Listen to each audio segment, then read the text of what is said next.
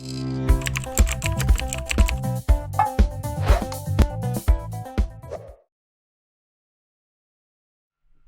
dear chess friends, this is our first video related to pawn endgames, and very famous example from game Sveshnikov-Kasparov.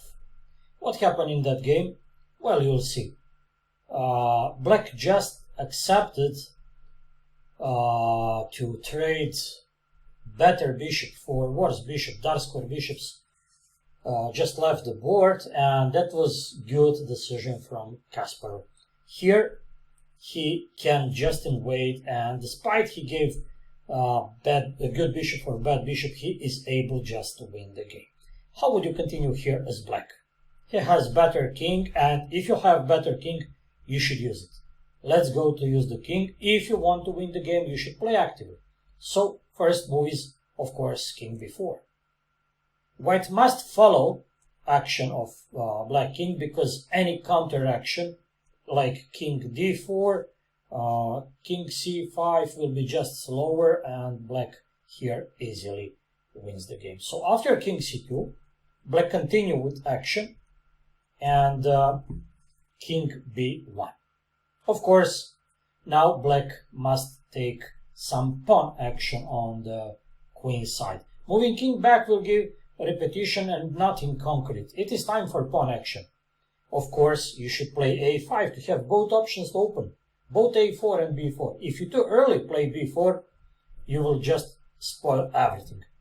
There is line king a1, a5, king b1, a4, taking, king b2, and now the best black can do is this, but of course there is nothing to get because there is king c2 move, and when you move your king to action, there is king b2, your king is top, and next move is king b3. So there is nothing you can get as black. Let's go back. After king b1, correct move will be a5, and now after king a1, correct move is a4, of course. White must take. How would you take back? What would be your answer? If you take with pawn, that would be terrible mistake. Why? Because after b takes a4, king b1, king b4, king b2, as you can see, there is nothing you can get, and there is just a draw. You can move your king to the side, he will follow you, and there is nothing to get. After ba4, king a4 is correct move. And what to do with king a4? King b1, king a3. Why king a3? King b1 was tricky move. Of course, if king b2 is played here, you will play b4, and after king moves back, let's say there, you will not play b3, because after this there is nothing to get. You go to king side, he goes to king side, and there is nothing to get. The key move will be after king a1 to play king a3, and after this move, you practically force him to take king a1. Playing for stalemate will give nothing, because after this move you can just play, if nothing else, you can just play this to win the game. So there is nothing. Let's say once again, king a3 is correct, king b1, b3, taking, and now your king gets third rank to get transferred to the king side. So evidently in that moment you must take with the king. Why? In some moment after placing king to a3 to play b4, b3, and to eliminate that pawn. That pawn from a2 prevents activation of your king. You must eliminate that pawn controlling b3 square, and you would be able from a3 to get b3, c3, and to use third rank to invade and to catch opponent pawns. What happened in the game? a4, ba, of course you know, king a4, king b1, very tricky move.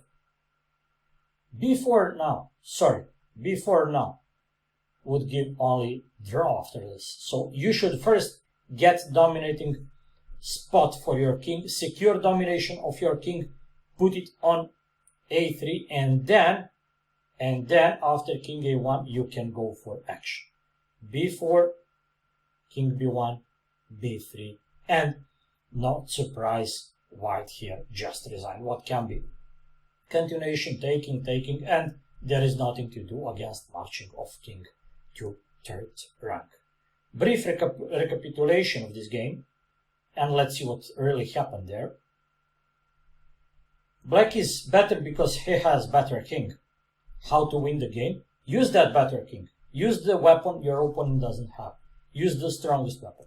Invade with the king, and then make that king more active by eliminating obstacles. Eliminate b3 pawn, then eliminate a2 pawn, and then you will have possibility to attack this pawn. Very nice performance of Kasparov and very instructive endgame. That would be all for our example number 1. Let's go to example number 2. Welcome to our example number 2. Very well known example from practice of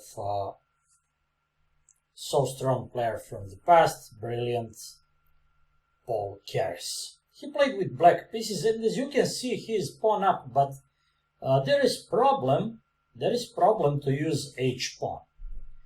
That pawn is backward, and there still are two functions for that pawn, two tasks for it. One task is to break pawn chain with h5 after sacrifice to make pawn g5 passed, and other task of that pawn can be just in some moment after h6 to force opponent to leave opposition. So let's say that spare tempo h7 to h6 can be so significant in the future. Black definitely must move the king toward d pawn. White threatens to activate king c4, d6 with initiative and attack, threatening with the promotion. What you do as black? There are two options, king b6 and king b5. Let's first show the worst option. The worst is king b6. Why? Because after king c4, evidently if you move king you will lose the pawn. You need to spend that tempo move a5, and after white plays a4, spending tempo move, you must spend your last spared tempo move, h6. Now after king goes back, and your king comes to c7, of course there will be king c3, and it is bad for you to play king d6, it is bad for him to play king c4, and you will wait, he will wait, there will be just draw. So we got conclusion that in this position king b6 is bad. Let's go for correct solution, king b5. And now if king c3, sorry, you have c4, deflection, you take it, and you will win the game. We will have something similar at the end. In game, white played much better move, a4. And after a4, you must play king b6. What happened? Isn't that same? No, after king c4, you played a5. Now you got same position, but you still have pawn on h7. That's because you played triangulation, king b5 and then king b6. White must continue with d6. Evidently, waiting this time would be just bad, because after this, you'll have h6 with tempo. He must leave c4 square and you win. So let's go on. White must go for deflection. And evidently, you need to go toward king side, preparing h5. But king d5. And here we must stop. King f7.